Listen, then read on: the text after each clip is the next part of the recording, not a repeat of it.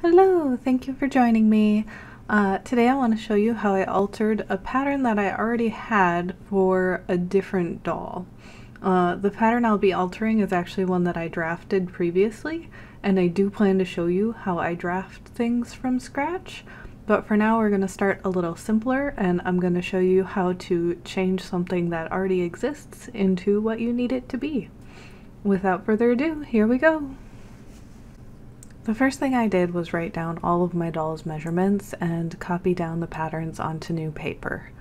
So then I have to figure out what exactly to do with these. The waist measurement that I had was for her true waist, which we want the pants waist. So at the pants, it's going to be a little bit bigger at 22 centimeters. Then I divide 22 by 4 because each panel of the pants is going to have a fourth of that measurement. I did 5 on the back and 6 on the front. And then I do basically the same thing for the hip measurement. Divide it by 5, put it where the hip needs to go. Thighs are gonna be half that, you know, because there's only a front and a back of your pant leg. The crotch seam is half in front, half in back. If you have extra, put it in the back because that's usually where you need the extra. Then the side seams and the inseams we add in. And now I go through with my tape measure and I actually start changing the pattern itself to match up with what it needs to be. And my pattern, I'm also building in the seam allowance as I go because that's just easier for me. But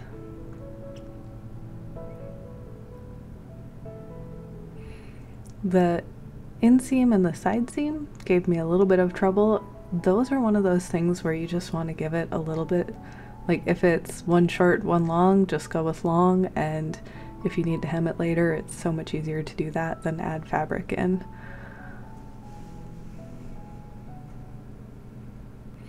Curves are always the hardest. I do typically leave those until last.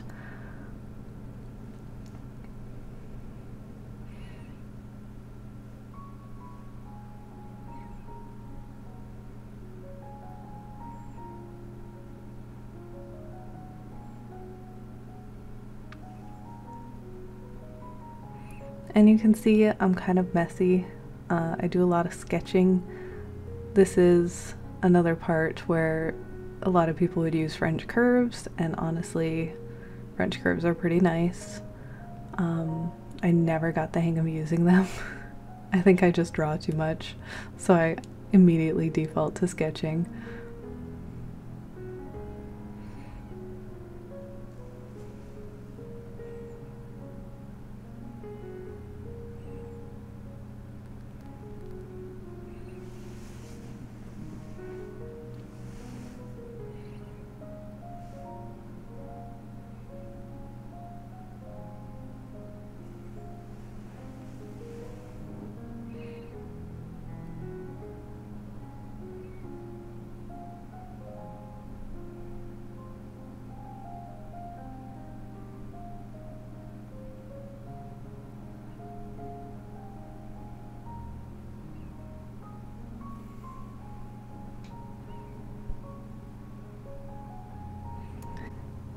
And of course, once you've got your preliminary ideas all sketched out, cut out the pattern pieces, including your seam allowance if you choose to do that. I like to have seam allowance in my patterns. It's more of a personal preference. I know some people will have pattern pieces without it and then decide the seam allowance while they're cutting the fabric. That works too. But rather than jump straight ahead to our expensive nice fabric, I cut these out of some muslin fabric, which is just a plain woven fabric. Usually I get the undyed stuff because it's cheaper, and if I'm just making a rough draft, that's all I need. And I do apologize, this was actually filmed before I had a camera set up for my sewing machine, so all the sewing is done off camera. I didn't bother to change my thread because this is just a rough draft anyway, it doesn't really matter.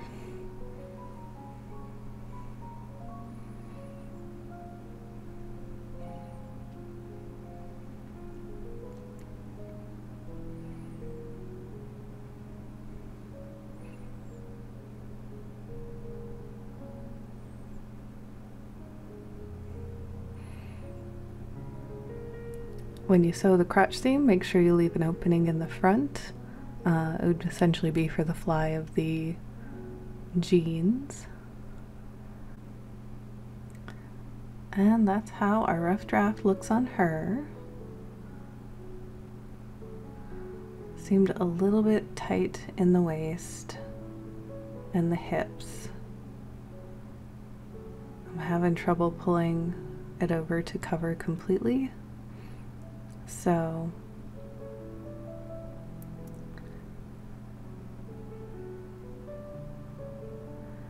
I draw in about where I need the extra fabric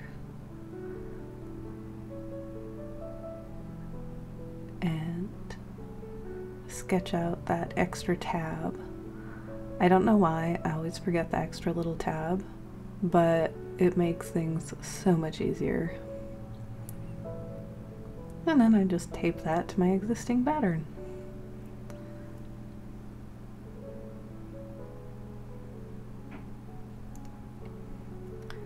So that was not a lot of alterations needed, which is pretty nice. Now we move on to our denim fabric. First thing I do is stitch up the side seams. I like to do this seam first, especially with jeans, because then you can make a fancy top stitch. I use twin needles to do it, and I think it's just a really nice look. And I use the twin needles to hem the bottom as well.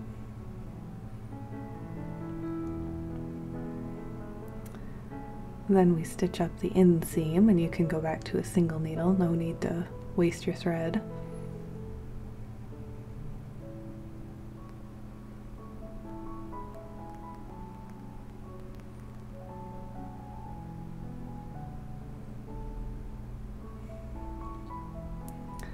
I turn one of them right side out and roll up the bottom so it's easier to stuff in there and line up the crotch seam.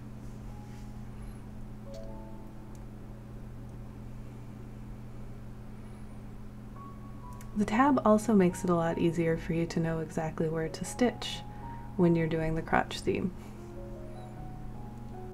Now we try them on the doll and it's looking pretty good.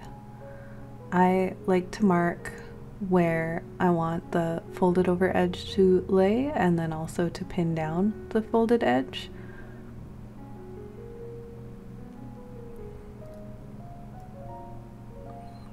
That way when we take it off, we know how to line that up. From there, I do the top stitch over the folded edge, and I'll add a little decorative design to kind of make it look like there's a jean fly there.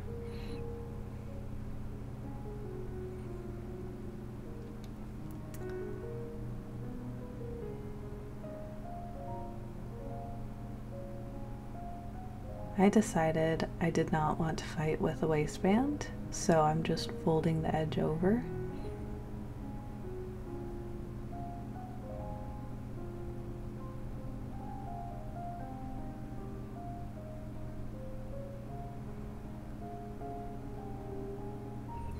I did use the twin needles to make it look a little bit more decorative. And then we double check. I decided I wanted to stitch a little bit higher up on the fly, and then I marked where that folded edge lay again.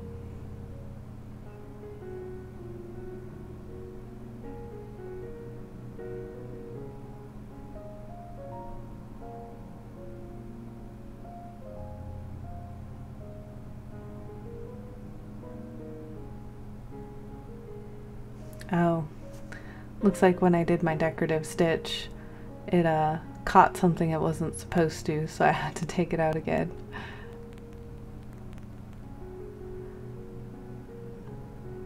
Sometimes that happens. There we go, much better.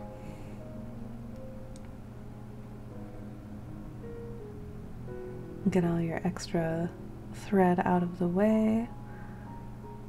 And I must have lost my pin again at some point.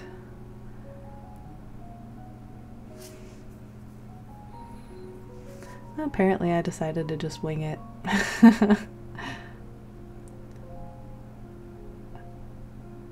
Oh, those top stitches, sometimes they just catch the wrong thing. Oh, yep, must have tried it on, got my pin back just to make sure. That happens with me pretty regularly. I'll have a pin in place to remind me of something or where something needs to go, and then I'll be like, nope, I'm sick of getting stabbed with this, so I take it out and then put it back in later. It all works. I like to use the tiny metal snaps. I recently tried out the little clear plastic ones, and they're pretty alright too, but there is... maybe it's just because I'm familiar with the metal snaps. I like that you can get them in such tiny sizes, especially for doll stuff.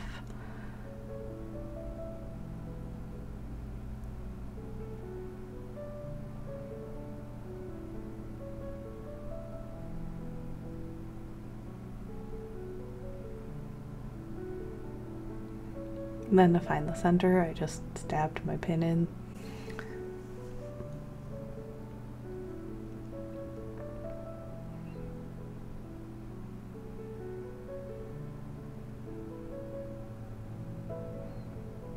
I like to keep the thinner end of the snap on the flap that overlaps, so the top, basically. I have read places that that is the way to do it. I'm sure there's logistical reasons behind it. I cannot for the life of me remember any of them at the moment, but I've been doing it that way for so long it's now just also a preference. There you have it. Get rid of all our extra little threads and try it on. Apologies she doesn't have any hair. It must have been falling off that day. So those are some pretty cute low-rise pants. Thank you so much for joining me once again. Please hit that like or subscribe, and look forward to some more good doll content in the future. Bye!